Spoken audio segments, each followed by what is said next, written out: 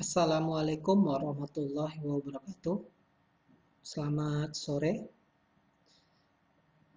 Salam sejahtera untuk kita semua.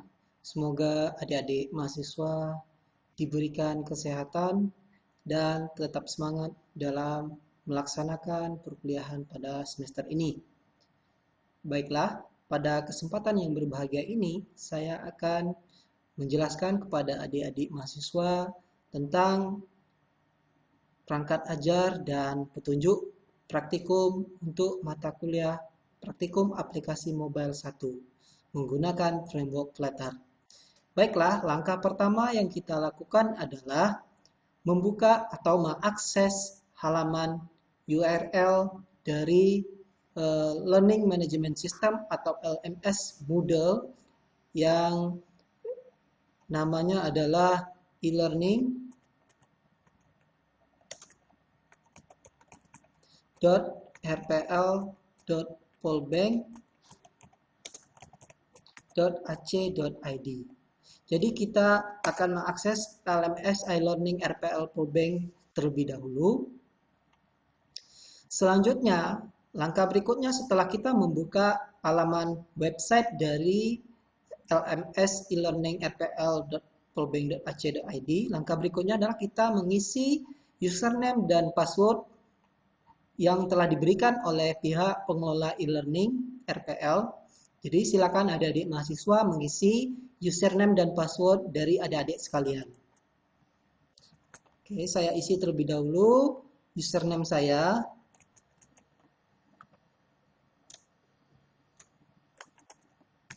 Dan password saya. Kemudian adik-adik mahasiswa bisa mengklik tombol login. Setelah adik-adik berhasil masuk, maka akan tampil halaman beranda dari LMS e-learning RPL polbank.ac.id.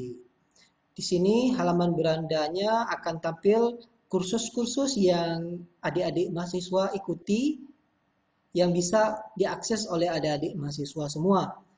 Di mana pada praktikum kali ini kita akan mencoba mengakses kursus atau mata kuliah praktikum aplikasi mobile 1 menggunakan Flutter. Jadi adik-adik bisa mencari di course overview atau tampilan halaman beranda kursusnya, dipilih praktikum aplikasi mobile 1 dalam kurung Flutter. Silakan diklik bagian praktikum aplikasi mobile 1.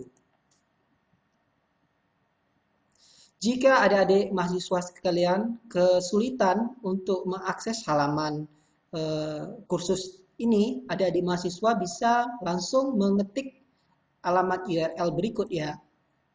Alamat URL-nya namanya adalah e-learning.rpl.polbank.ac.id course view.php tanda tanya ID sama dengan 103. Maka adik-adik akan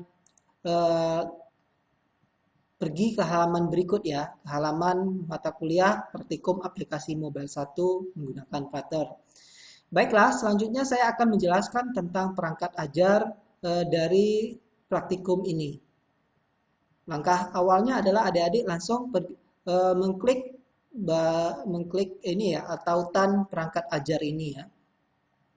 Jadi silakan diklik. Setelah diklik maka akan tampil info tentang perangkat ajar. Jadi adik-adik silakan mengakses ini ya, perangkat ajar ini, kemudian mempelajarinya dan memperhatikan apa isi perangkat ajar tersebut.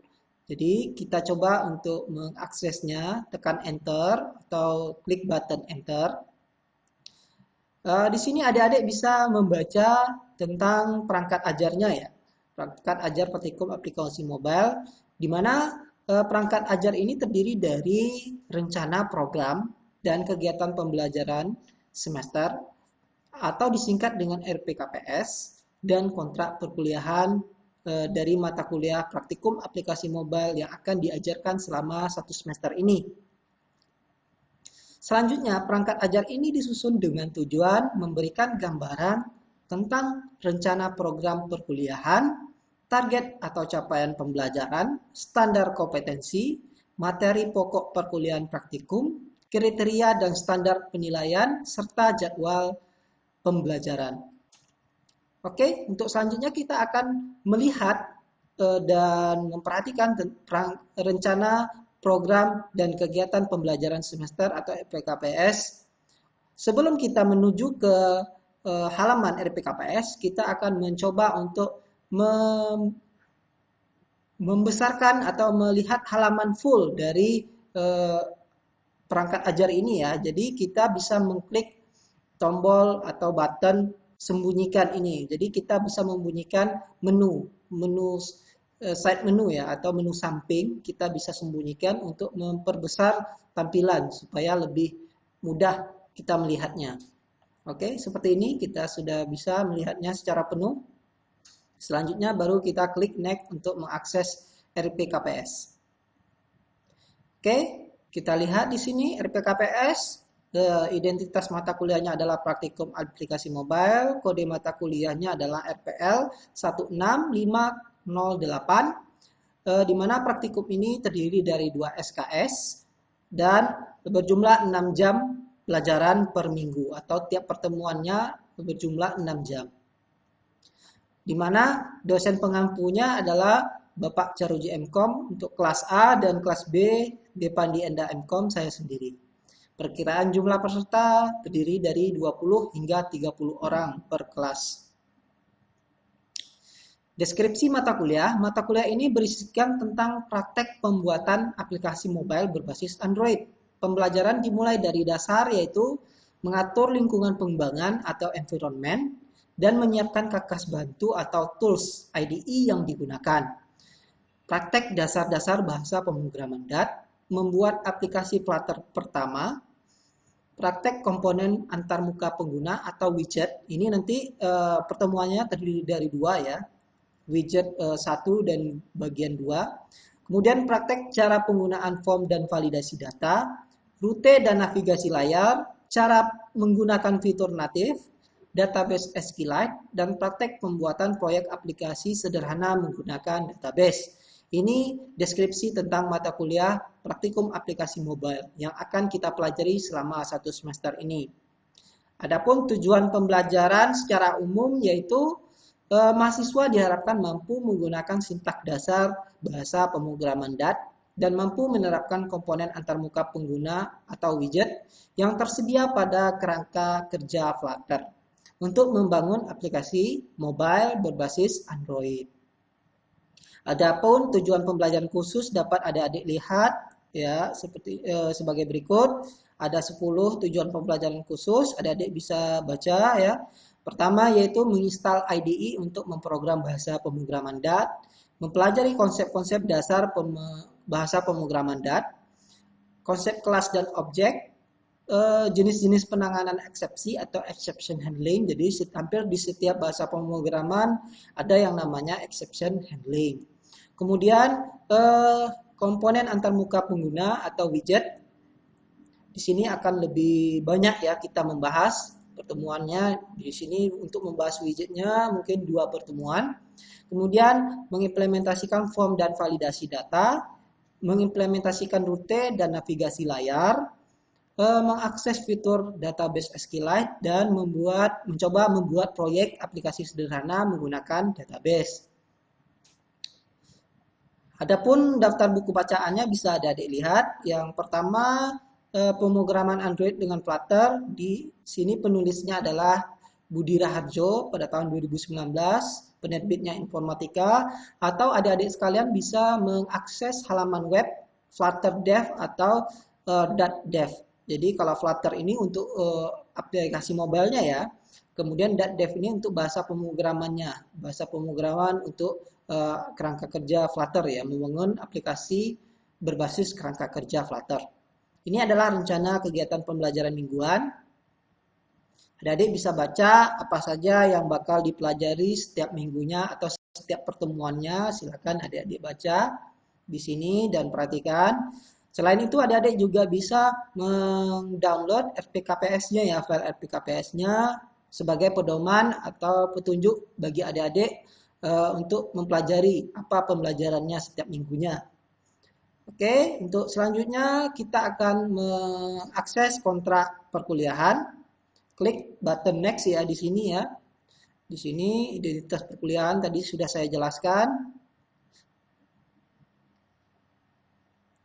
Kita lanjut ke kriteria dan standar penilaian ya. Adapun bobot evaluasi untuk mata kuliah praktikum aplikasi mobile ini itu berdasarkan praktek akademik Politeknik Negeri Bengkalis tahun 2019 pasal 32 ayat 1 dengan komponen penilaian sebagai berikut. Untuk penilaian proses praktikumnya itu bobot nilainya adalah 50%, laporan praktikumnya 15%, UTS 20% dan UAS 15%, sehingga total dari keseluruhan bobotnya adalah 100%. Kemudian untuk kategori nilai itu terdiri dari nilai huruf, nilai angka 85 sampai 100 itu nilai hurufnya adalah A, atau kategorinya penilaiannya istimewa. 75 sampai 84 itu B+, dan seterusnya ya. Adik-adik bisa lihat di sini. Kemudian tata tertib bisa adik-adik baca, untuk dosen dan mahasiswa bisa adik baca. Kemudian saya perlu imbau di sini tata tertib perkuliahan daring. Jadi selama kita melaksanakan perkuliahan secara daring ini ada beberapa tata tertib yang harus adik-adik mahasiswa ikuti. Yang pertama, mahasiswa wajib mengikuti perkuliahan melalui video konferensi Zoom. Jadi adik-adik wajib ya untuk melaksanakan perkuliahan melalui Zoom. Kemudian mahasiswa secepatnya untuk bergabung ke Zoom. Jadi kalau sudah jadwal sudah ditentukan oleh dosen pengampu, silakan adik-adik mahasiswa untuk segera bergabung ya. Kemudian selama mengikuti perkuliahan secara daring melalui Zoom wajib mengaktifkan kamera selama kegiatan perkuliahan berlangsung. Jadi adik-adik wajib ini mengaktifkan kameranya. Nanti dosennya cuma bicara sama menjelaskan kepada teks ya. Teks yang mungkin ada warna hitamnya ya. Backgroundnya hitam, kemudian ada teks namanya. Jadi tidak boleh seperti itu ya adik-adik ya. Kemudian jika ada pertanyaan, silakan adik-adik langsung bertanya satu persatu dengan fitur angkat tangan atau raise hand di video konferensi Zoom. Silakan membaca instruksi yang diberikan di Google Classroom atau e-learning ini dan mengerjakan semua tugas yang diberikan selama perkuliahan. Kemudian terkait kendala jaringan atau sulit masuk ke Zoom, solusinya adalah silakan coba untuk terus masuk dan terus berusaha ya. Jangan sekali coba sudah nggak bisa masuk ya sudah, jangan seperti itu. Jadi silakan terus berusaha untuk masuk. Kemudian kalau memang tidak ada jaringan atau ada kendala tertentu, silakan kabari melalui SMS atau telepon melalui komting atau dosen pengampu mata kuliahnya. Kemudian izin dapat dilakukan sebanyak 2 kali selama melaksanakan perkuliahan praktikum daring. Berikut adalah jadwal perkuliahannya, adik-adik bisa baca.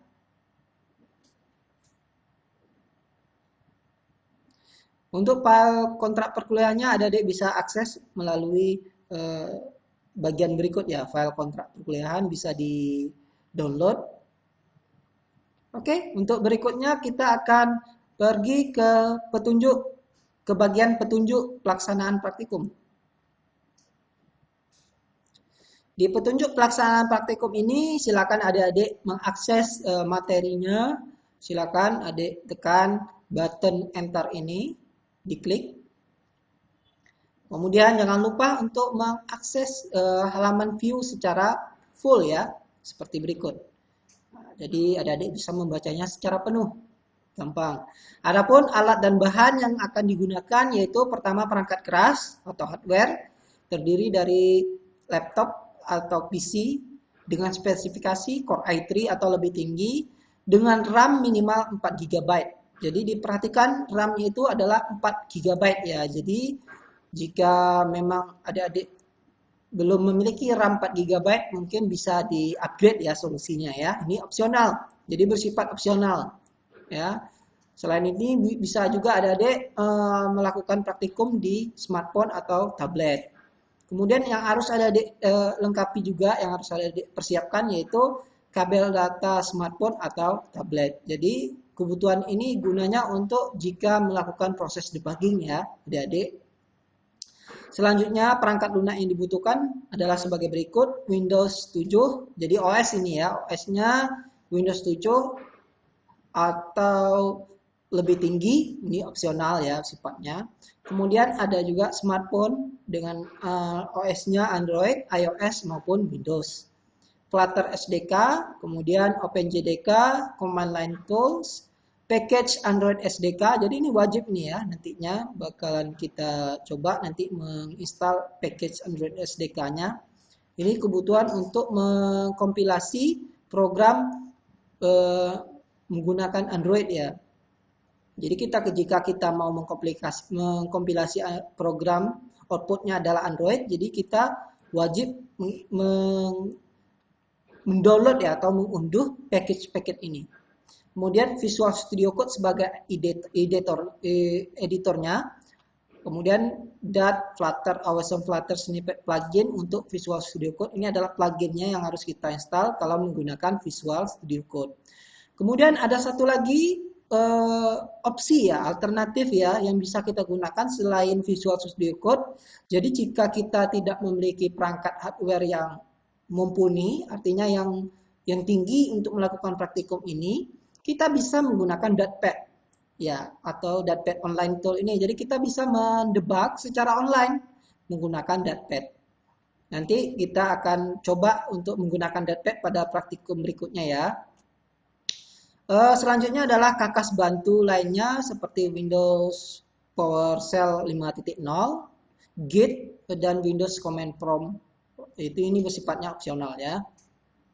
Keselamatan kerja, pastikan posisi PC atau laptop sudah benar ketika melakukan praktikum. Hidupkan PC atau laptop mengikuti prosedur yang ada. Jika terjadi sesuatu atau yang meragukan maupun mencurigakan pada PC, silakan bertanya kepada staf laboran. Jika praktikum sudah selesai, matikan PC atau laptop sesuai dengan prosedur yang ada. Prosedur kerja, ini yang harus adik-adik perhatikan selama melaksanakan praktikum ini. Yang pertama, lakukan praktikum sesuai instruksi yang telah diberikan pada modul praktikum interaktif ini. Kemudian yang kedua, untuk menjalankan kode program dapat dilakukan dengan menulis kode program yang telah diberikan. Jangan di-copy paste.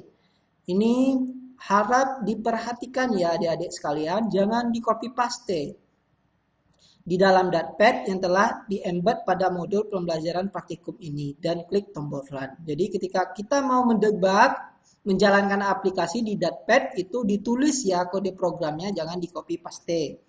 Kemudian untuk selanjutnya, untuk melihat hasil kode program yang telah dijalankan, dapat dilakukan dengan memperhatikan bagian konsol pada Datepad. Ini jika kita menggunakan Datepad ya.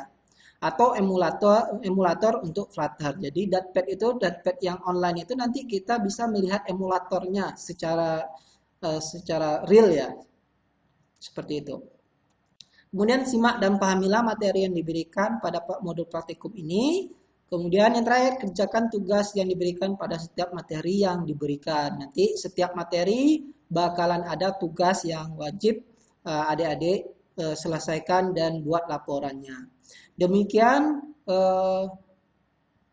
pertemuan kali ini. Silakan adik-adik mempelajari perangkat ajar dan petunjuk praktikum ini. Saya sudahi. Wabillahi taufik walhidayah. Assalamualaikum warahmatullahi wabarakatuh. Selamat sore.